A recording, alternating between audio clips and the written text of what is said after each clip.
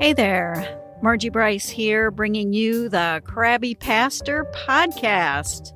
And I don't think you're going to be too surprised to know that it's too easy today to become the Crabby Pastor. Our time together will give you food for thought to help you be the ministry leader fully surrendered to God's purposes and living into whatever it takes to get you there and keep you there. So we're talking about sustainability in ministry. Hey, on this episode of the Crabby Pastor podcast, the one where, you want to be doing that self-care so you don't end up being the crabby pastor. Not that you're crabby on the outside, right? But sometimes we're crabby on the inside because we've learned all about that non-anxious presence thing, right? As valuable as that is, sometimes there's more going on beneath the surface. And I am here today. Someone brought this to my attention about a survey of 1,200 United Methodist pastors. And it was in Christianity Today. And I think if you went online, you could go to the Christianity Today article and it would actually link you to the survey results. So, and they're talking about well-being in the ranks of the United Methodist pastors. So I am here today with Kelly Wittich, who is Director of Health and Well-being. And this is for WestPath, which is the benefits agency of the United Methodist Church. I hope I got that right, Kelly. Did I? You got it right. Hey, I had that all written out. I thought, I hope I deliver this well. So Kelly and I have been chatting a bit, and I am just very curious about the study, why the study was done, what the results are, and how it's going to be used. And we're just going to kind of have a conversation and meander around those kinds of things, because I thought it was really fascinating that they sent out a press release, which is how Christianity Today picked up the story. Is, that's what happens out there in the world. Corporations have information that they want, information to get out about. And so they will send out a press release. Hopefully some editor somewhere goes, oh, hey, this looks interesting, assigns it to a writer. The writer calls and gets more information. And that's how some of the stories might end up, say, in something like Christianity Today or other publications. So, Kelly, could you share with us then? Let's start here. Let's start with what your task is. And then, we'll drive towards the press release. How's that? Sure. So what my task is at WestPath is, I oversee everything related to health and well-being at WestPath. And some of that is plans that we have, benefit plans for health benefits, well-being benefits programs. But there's a piece of what we do in health and well-being at WestPath, which is related to research and information and trying to just better understand the health and well-being of the population that we serve, which is United Methodist Clergy primarily. And so this clergy well-being survey is something that we've been doing since 2012. And, there were a number of things that happened before 2012 that kind of led us up to that. But that's how long we've been doing this survey. And the idea was, we wanted to have information about how clergy well-being is in the United Methodist Church at a point in time. And then we wanted to do it longitudinally so that we could follow clergy well-being and ask similar questions or the same questions every year and watch how clergy well-being changes over time. And so I've been at WestPath since 2008. And so I've been around since the survey started. And, I will say that back in 2012, when we started, we thought we had a problem with clergy well-being. They talked about that at the General Conference in 2020 or in 2004 and 2008. So we thought we had a problem back then. Of course, now, 11 years later, we've been doing these surveys and it has declined. Clergy well-being has gotten even worse. And we thought we had a problem back then. It's worse now. So is this the second time you've done this? How often did you do these? So we did it in 2012 and 13. So that was the only time it was back to back. And then every other year since then. So this is like the seventh time that we've done it. It's been 11 years. And basically we do it every other year. So let me then ask this. If you're saying the well-being has declined, is it fair then also to say that the average age of United Methodist clergy is increasing? And how would that factor in? So I only have the data point as far as for average age, as far as it is in our health plan, but that is at least somewhat representative of clergy in the UMC. There are probably some groups that are not in our health plan that, might be a little bit different, but I think it's a decent average. And it has increased a little bit. I would say when I started, it was probably like, when we started this, the average age was kind of like around 51, maybe 51 and a half. And now it's probably closer to like 52 and a half or 53. So yes, the average age has increased, but I don't think, in this survey we do, our survey vendor does some comparisons to age and gender matched benchmarks. So I think we can comfortably say that we've actually seen a decline in well-being. It's not just a factor of age. They're all getting older. So yeah, everybody's getting older. Everyone's, a little less healthy when they're older. I know, so certainly I am, but I think we can confidently say that it's not just that. Mm-hmm. Were you able to then look at this demographically and say, okay, the 20 somethings and the 30 somethings and the 40 somethings, were you able to break it down like that? So we do.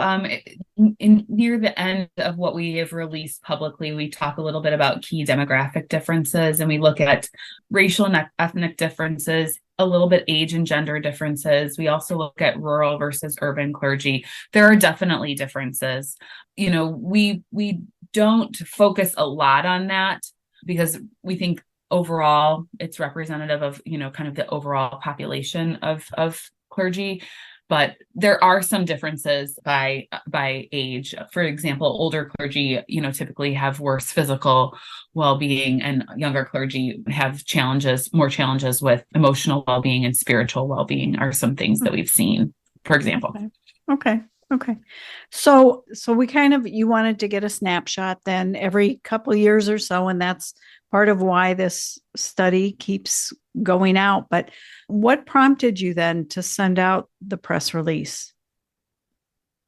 So I think that we have done that for the last couple of rounds of surveys, as we've tried to send out the results more broadly. You can just send them to the conferences in the United Methodist Church, but we wanted to make sure that clergy are seeing this, are having access to this, but we also wanted to make sure that the folks in the congregations, frankly, are seeing it, because really, in order to truly change that trajectory on clergy well-being, we felt like we really needed people in many positions and many places to take notice of the issue.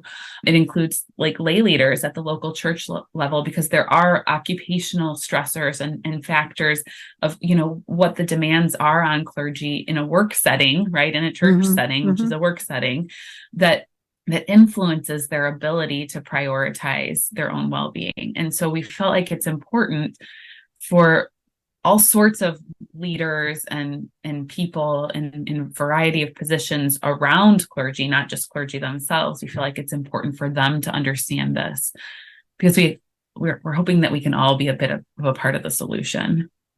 Sure. And what exactly are you going to do with this, getting this information out? And I always think one of my favorite things to show, and I showed this a lot when I was part of a revitalization process, I would show this little video clip, and it was so old that it was kind of meh to look at. But basically, you saw someone at a table. It's a restaurant setting. You saw some guy at a table, and all of a sudden, he's obviously choking. And the people at the table are all saying, is he choking? Is he choking? What do you do? And they're chatting amongst themselves about what's going on. Meanwhile, the guy is choking. And finally, somebody from the next table over stands up, grabs a hold of the guy, and does a Heimlich, right? And it's for the National Bank of Scotland. And it says, this is the dig towards American folk here. And it says the tagline is a Bank of Scotland or United Bank of Scotland, less talk, more action, and I always like that because sometimes we get the idea that because we talked about something, that we did something about it. So I guess that's my caustic remark for this episode, but well, hopefully some of your listeners will listen to this or listen to us talking about it. And then I hope that it's, us sharing this data more broadly, that it inspires action in a lot of places, because it's really up to everybody who surround clergy, in the church systems, in the churches, mm-hmm. in the conferences, the clergy themselves, their family. Like, we all have a role to play in changing this, I believe. And so, WestPath is not under the assumption that we can, snap our fingers or get our magic wand and magically change this. Although, we have our own efforts, actions that we take. We released a First Aid for Mental Health series last year to try to, improve some of the education around, handling mental health concerns with empathy and without judgment. We have our own well-being programs that we offer to clergy who are in our plan. So we have some things that we do. You passed out those little pedometers years ago. Yep, I wasn't in your health plan when I served, because I had insurance already through my husband's work, but everybody was getting those little pedometers, and they were winning prizes and stuff. And I thought, incentive dollars. Yep. We have now they're on they're not quite Fitbits, but they're on your wrist like a Fitbit now. Yeah. So you were, there was an action there, but I still see clergy that, don't take vacation, clergy that those kinds of things. And there is a seeming resistance to the kinds of things that I'm trying to bang the gong about here in terms of self-care, in terms of you have to take care of yourself in order to keep on keeping on. And it is a very high demand, I guess. So, and I even saw recently I'm not going to name names, but a large national placement group say, well, I don't know if it was an article, it was something that they released. And it says, well, and the job of a clergy is 24/7. And I'm like, people have got to stop saying that, because you don't want people calling you at 10:30, 11 o'clock at night just to discuss the book of Daniel, as good of a topic as that might be, or that emergencies, sure, my mother's in the ER, the ambulance just took her. Sure, absolutely. But people should not have this 24-hour, 7-day a week, my pastor's on call mentality. Even if you're in secular employ and you're the one that has call, you have it like for the weekend, maybe. You have it for a few days. You don't have it forever, because that idea is enough to make me hyperventilate, and I'm not serving actively in a church position at this time.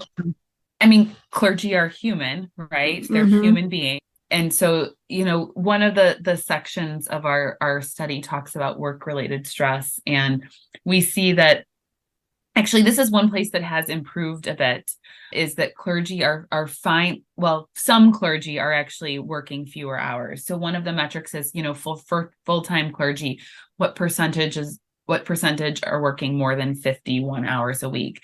Now, let's just level set here, right? Like 51 hours a week is already like a very full week. That's not like a light 40-hour a week job. So I recognize that. But back in 2013, it was 42% of full-time clergy were working more than 51 hours a week.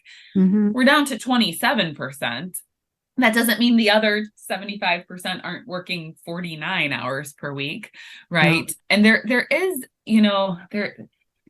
sometimes I think that there is this unfair expectation that, the clergy is responsible for the success of the mission of the church. And really, don't we all, I'm not clergy, but don't we all as congregation members, aren't we all responsible for the mission of the church? Aren't we all jointly responsible for the fellowship and the outreach and, the human needs? Like, that's all of our responsibility. And a lot of Mm-hmm. times, it's easier, quote unquote, for a lay volunteer to be like, oh, I'm busy, I'm not going to do that. The clergy will do that. And that's not really fair, because our clergy are human too, and they deserve time off from But their they pay you. You're uh, paid. You're paid to do what they don't want to do, aren't you?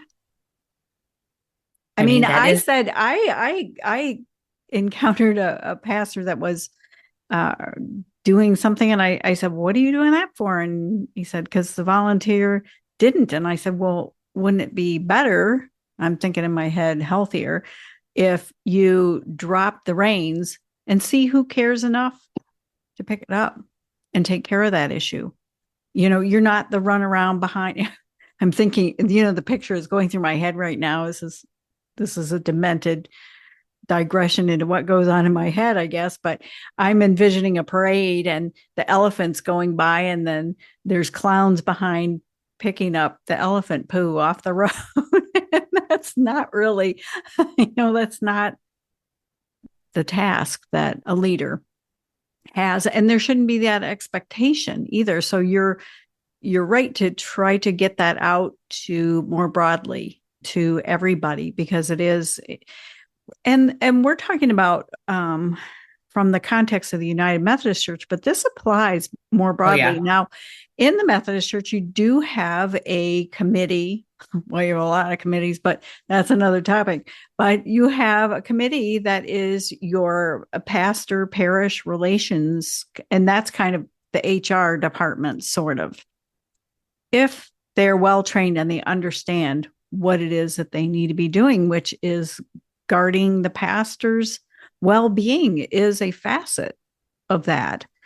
Somebody should be going to the pastor and saying, "Oh my gosh, it's September and you haven't taken any of your, what is it, where they have 3 or 4 weeks of vacation time." I used to take like a week a quarter, because I knew that Well, you for can't take it all during Advent. no, So and you can't take it during Lent. Well, you could. I knew some brave pastors that did that. They were really good at delegation. But anyhow, having a broad dissemination of this information is just really important. What were there any surprises? we've been doing this for a while. So I guess, unfortunately, no. I think that we've been watching this decline over the last 10 years. Last survey was in 2021, and that was like right in the heart of the COVID-19 pandemic. It was right in the heart of all Hmm. the racial justice concerns, and obviously with disaffiliation matters in the United Methodist Church. That was a really hard time, and we saw a huge drop in emotional well-being, in particular in Hmm. 2021. I think while we could understand it, and nobody was really, in thinking about it, nobody was really surprised about that. I think that it was still a shocking drop. And what we have seen is, that it kind of has tapered off back to the normal decline. But I mean, that's not really a great story either. No, it's not.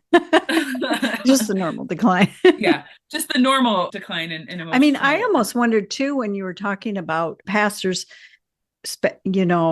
in the ranks of the Methodists, if you will get a construct of, full time, half time, even 3/4 time or a quarter time, but you can be a half time and 3/4 time, and you're still working 41 plus hours. I mean, it's kind of like, oh, Yeah. just tell me. See, I was second career to ministry.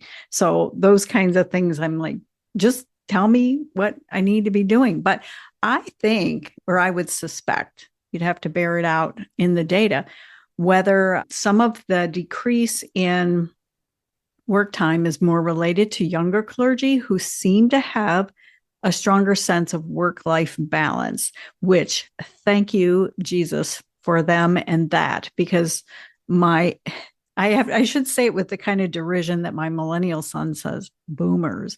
You know, he always says it, that boomers. And I go, why are you saying it like that? But I guess at the end of the day, we were the hard driving over the top, whatevers. And then at last, somebody's saying, well, this is kind of crazy, you guys. And certainly COVID was another wake up call for that. It was like, oh, okay, we're all slowing down now, which, we don't do slow down very well in the whole North American culture anyway. No, we do not. I noticed that when I had to start doing some exercise where my trainer was saying, you need to slow down. And I thought, what? What does that means? Yeah. Yeah. So do you find that the younger clergy seem to, I'm saying probably maybe 40s and younger? So I don't know that our studies specifically articulate that, but I do think that certainly we have read that, those trends are in existence just nationwide. And I think it makes sense. Anecdotally, the younger clergy that we've spoken to, they have a different focus on their own well-being, which I think is really good. Because one of the things, one of the taglines we came up with at one point was healthy you, healthy UMC, right? Like, oh, I missed how that. can the UMC, how can the church be healthy if the leaders of the church are not? And the personal health and well-being of the clergy is so important to the success of the church. And when clergy get burnt out, like, what does that leave for the church? So, I mean, they're worth it. They're worth that investment in their own well-being. So that, that's the personal aspect of it. Clergy, if you're listening, you're worth it. Your personal well-being is worth your time and prioritization, even if it feels like you don't have time to do that, right? It's worth it. But also, churches, congregation, how do we support clergy in making the time for that? Yeah, I've wondered about whether, something like your SPRC shouldn't have a little accountability checklist or something where, when you sit down to meet, it's not just give reports. It's how are you doing on this? How are you doing on that? How are you? And even, it's tricky to get clergy in groups unless you do it, I don't know, across denominations, across. I've heard that, right? Yeah, they worry about who. Group.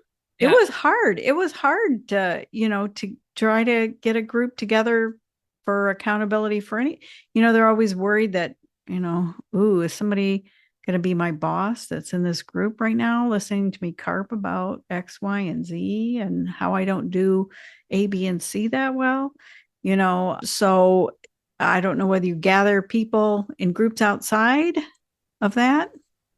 So we have not yet, although, we've tried a lot of things over the years and we've certainly had those conversations at the annual conference level.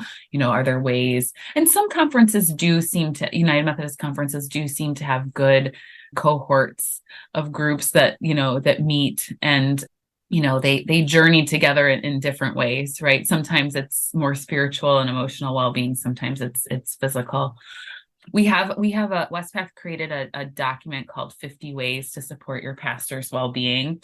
And it's totally meant for PPRCs or SPRCs, as they call them in different regions of the country. So that staff or pastor parish relations committee that, is checking in regularly, and it has ideas across all 5 dimensions about ways you might support your pastor's well-being. Oh, I might like a copy of that. I would love it. I'm happy to share that. Include in the show notes. I'm going to include, links to the study and link to the article in Christianity Today for sure. But I would love to include that because even if your church structure, because I float across denominations, so if your structure doesn't have that kind of function, maybe you have a board, a church board that could, or a council or something. Yep. Something. And then these would be just very helpful things to challenge. Oh, I don't want to say that, but help your pastor along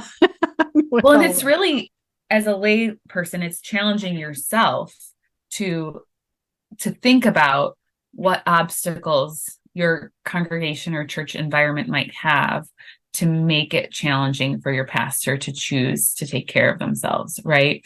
What is out there? And maybe an example might be, well, we have this meeting on Monday and this meeting on Tuesday and this meeting on Wednesday night and this meeting on Thursday, right? So like after working a full day in the office or, in the church office, we also expect the pastor to attend these evening meetings, 4 days a week. Well, that makes, when are you supposed to exercise? When are you supposed to cook healthy meals?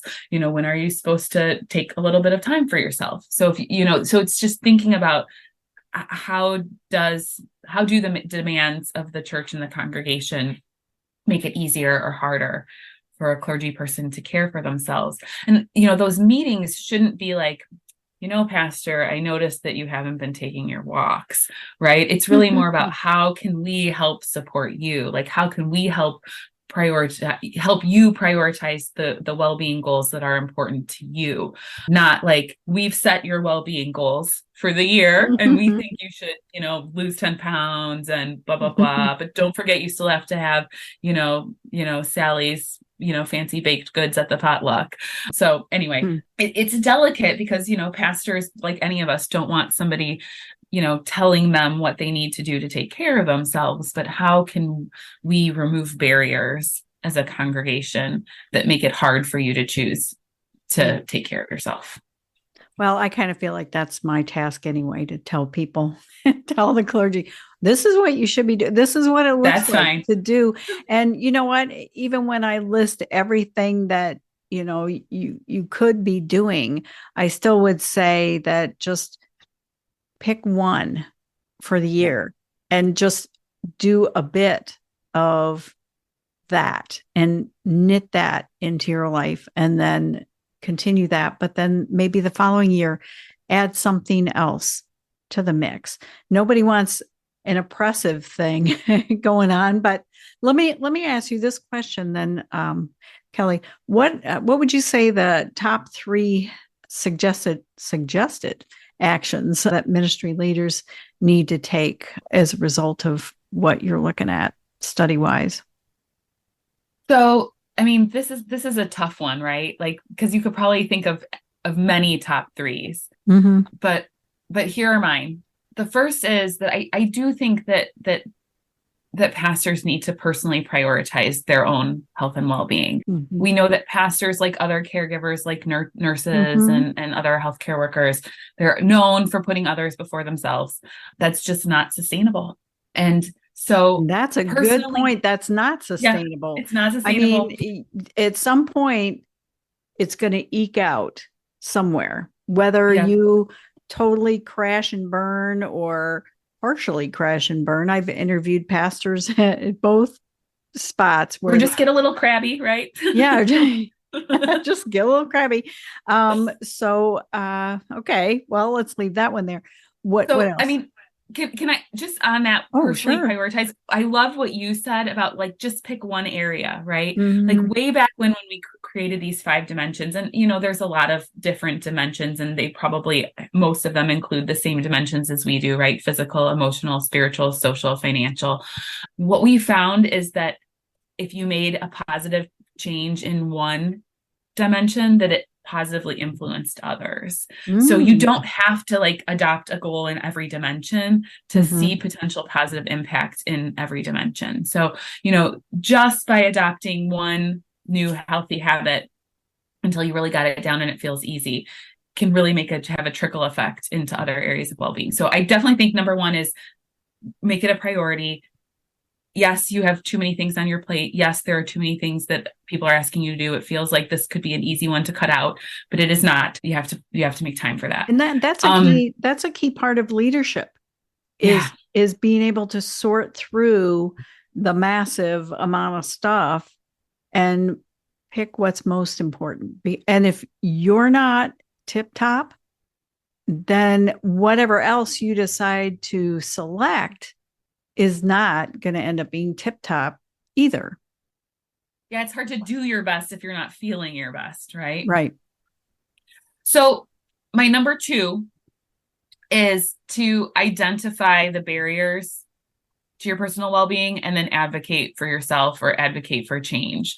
So whether that's within your congregation, whether that's in your family, whether it's like more systemic, like into the denomination or, the annual conference or the district or whatever, like if there are things that are making it hard, I think it's worth identifying them and naming them, not just to yourself, right? Like Yeah. hopefully to somebody who in a position of power who can influence it, who just may not have Mhm. really thought about it, right? Like a lot of these barriers, people aren't trying to just erect obstacles for us to, to trip us up. They don't realize that this creates an obstacle and this makes it hard. But Having a sometimes it's in the pastor's own head. I remember when I was leading the merger of 4.5 churches there that I went to the gym a few times and there was a big to-do list.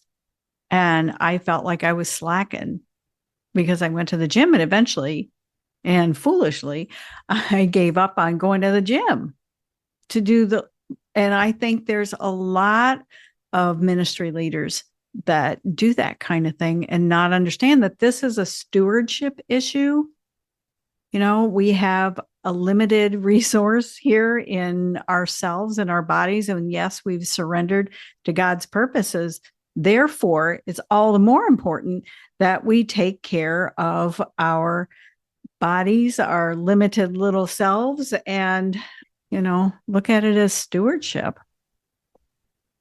I mean, it's a gift, right? Our bodies are a Mm-hmm. gift, and we can't share that gift or those gifts if we're falling apart.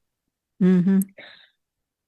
So the last thing that I was thinking is maybe, and this might be hard, and you mentioned at one point, it's hard when clergy don't always gather in groups because they're worried. But I think that looking for ways to support other clergy on their own well-being journey might be my number 3. So find ways to support other clergy and then let them support you. Yes, I guess it's possible that this person could someday be your boss and you're worried about that. But gosh, if we could just be like a little bit more of our vulnerable selves, our authentic selves, and because basically everybody I've ever talked to, clergy or not, who is willing to kind of open up and be vulnerable and share, like, here's what I'm struggling with, like pretty much everyone always reciprocates, like, yeah, I'm struggling with this. Like there are very few people in this world who kind of like hunker down and be like, no, I have no struggles, I'm great. And if they say that, we know that they're not being honest, right? Right. Because everybody has struggles. So what if clergy were willing to find, you could call it an accountability partner or a friend, to It could be a fellow clergy a person. non-clergy person It too. could. It could. I mean, Um, I'm still calling. I have a friend that is a few years older than I am, and I know she wants to walk, and I keep asking and keep asking, and she's got this out of town thing or that thing going, but she says to me, "I really appreciate that you ask me. Uh, please don't stop asking me." And I will get my act together here shortly, and so I'll keep asking. That's you're just for right. walking. She's a walking buddy. So, It doesn't have to be a clergy person, but our data on the social dimension says that more and more clergy do not feel understood by family and friends, and that's sad. And I think very. it is a unique profession, and the struggles are different than some secular professions. And so I guess maybe this is just a pipe dream, and maybe it's easy for me to say because I'm not clergy, but gosh, I wish that clergy could find another person who does understand and like let themselves be vulnerable and let that person support them and be willing to support that person. Because I mean, we know that social connection and friendships and all Mm-hmm. those things are just life-giving, right? From in across so many dimensions. And if you go for a walk with your friends, that's the physical dimension right there, right? Mm-hmm. But I wonder how we can help with that isolated feeling. And if not, you proactively reaching out to somebody else, or if somebody reaches out to you, letting them, if that might It might be Mhm. one way to combat it. Sure. So those are my three. Those are your And you three. could probably think of like 45 more. Oh, well, yeah, yeah, couldn't we? I mean, but let me ask you this, a personal question then. How did you get into this line of work? This was not the path that I thought that I would be on. I started my career as a physical therapist working in a hospital. Mm. And what I saw was a lot of people that we were caring for who had had strokes or heart attacks or amputations and things, and knowing that a lot of the things that lead to those are preventable. Like that just hurt my heart because I mean, rehabilitation is amazing and you can accomplish so much in rehabilitation. I loved it. It was very rewarding, but I was like, what if we could stop it? Have you heard that you hear that example or a story or whatever where it's like, you're pulling out the bodies from the river to keep people from drowning, but nobody's going upstream to see who's throwing the people in the river. Oh, yeah. Mhm. So like I wanted to go upstream. So I did some study in public health, and that I don't know how WestPath found me. I don't know how I found WestPath, but I was one of the first well-being employees at WestPath 15 years ago. Mm. And there was something about, feeling like we were serving people who were serving others. And it felt like, this is what God was calling me to do. And that's how I got there. See there, you're serving God and you didn't even have to get ordained.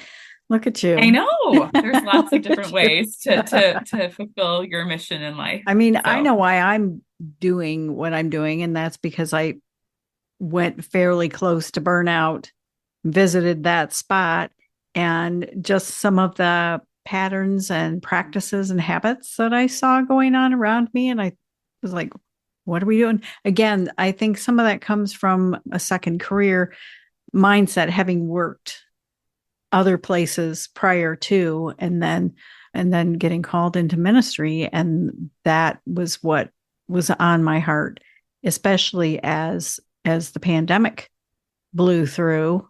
And you were saying, I think we mentioned earlier, that has had an impact, as has the churches that are disaffiliating, and just, it's making your task as a pastor more about facilitating the process of those changes than being about the mission of the church, which is probably a bigger conversation for another time. for another time.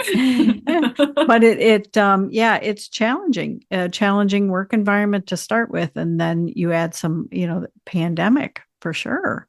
I don't know, what did your surveys see about So that? the biggest areas, we actually have a section in our survey this time about the impact of the pandemic on well-being. And the biggest impact was in emotional and social well-being. So we saw over 50% of clergy reported either a strong negative or a moderate negative impact on their emotional and social well-being during the COVID-19 pandemic. And again, like, I'm not saying that's a surprise, but that's still a very big deal. And I mean, I think that we know, even though people, aren't necessarily talking about it all the time, it doesn't just go away. That negative impact, we're still kind of working our way out of it. And the new normal isn't the same as the old normal. No, it's We're not. all I think people were strange before the pandemic. And now I've borne this out I was asking, some counselors. So I think people were strange before the pandemic. Are they even more strange since the pandemic? And I keep waiting again. Sometimes when I ask these questions, I'm waiting for people to go, no, you're just seeing things. And no, they turn around, they tell me, yeah, yeah, there's bigger, the impact of that. Of course, a lot of introverts were quite happy for a couple of years there. You were kind of like, hey, but are some people, who reported a moderate or strong positive impact on their well-being because of the pandemic. So, none of these population metrics apply to 100% of people, and that's right, important to remember. right. But we are, looking at populations, and we're realizing that that we have a problem, in this population. And these are people who are serving, they're serving God, they're serving the church, they're serving the world. And everybody deserves to have people invest in them. But I don't know. I feel like clergy really deserve to have people invest in them and figure out, how to help change this trajectory. Well, I'm going to leave things with that final statement. So thank you so much for being willing to come on here, Kelly. And I wish you well in your continued ministry. Thank you. It was very much my pleasure. Hey friends, the Krabby Pastor podcast is sponsored by Bryce Art Glass, and you can find that on Facebook. I make stained glass, that's part of my self-care, and also by Bryce Coaching, where I coach ministry leaders and business leaders. And so the funds that I generate from coaching and from making stained glass is what is supporting this podcast. And I will have opportunities for you to be a part of sponsoring me. And as always, you can do the buy me a cup of coffee thing in the show notes. But I will have some other ways that you can be a part of getting the word out about the importance of healthy self-care for ministry leaders. Hey, thanks for listening. It is my deep desire and passion to champion issues of sustainability in ministry and for your life. So I'm here to help. I stepped back from pastoral ministry, and I feel called to help ministry leaders create and cultivate sustainability in their lives so that they can go the distance with God and whatever plans that God has for you. I would love to help. I would consider it an honor. And in all things, make sure you connect to these sustainability practices, so that you don't become the crabby pastor.